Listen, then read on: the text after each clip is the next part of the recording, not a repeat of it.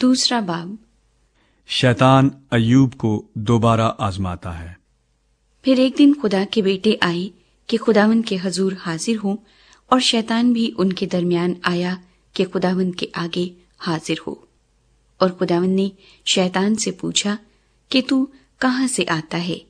शैतान ने खुदावंद को जवाब दिया कि जमीन पर इधर उधर घूमता फिरता और उसमें सैर करता हुआ आया हूँ।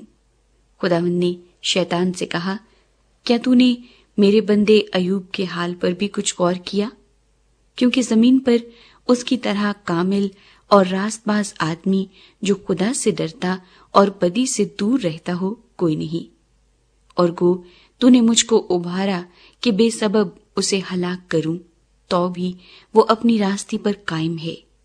शैतान ने खुदावंद को जवाब दिया कि खाल के बदले खाल, बल्कि इंसान अपना सारा माल अपनी जान के लिए दे डालेगा।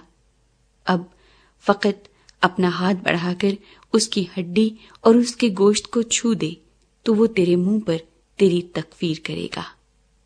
खुदावंद ने शैतान से कहा कि देख, वो तेरी इख्तियार में है, फक्त उसकी जान महफूज रहे। तब शैतान खुदावंद के सामने से चला गया और अय्यूब को तलवे से चांद तक दर्दनाक फोड़ों से दुख दिया, और वो अपने को खुजाने के लिए एक ठीकरा लेकर राख पर बैठ गया।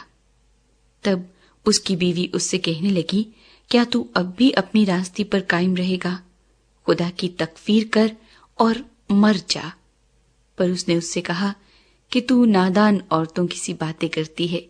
क्या हम खुदा के हाथ से सुख पाएं और दुख न पाएं?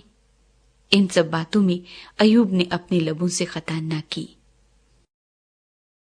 अय्यूब के दोस्त आते हैं।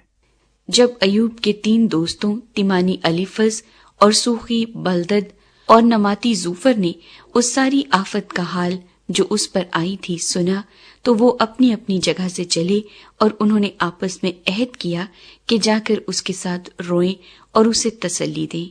और जब उन्होंने दूर से निगाह की और उसे ना पहचाना, तो वो चिल्ला चिल्ला कर रोने लगे, और हर एक ने अपना पैराहन चाक किया और अपने सर के ऊपर आसमान की तरफ धूल उड़ाई।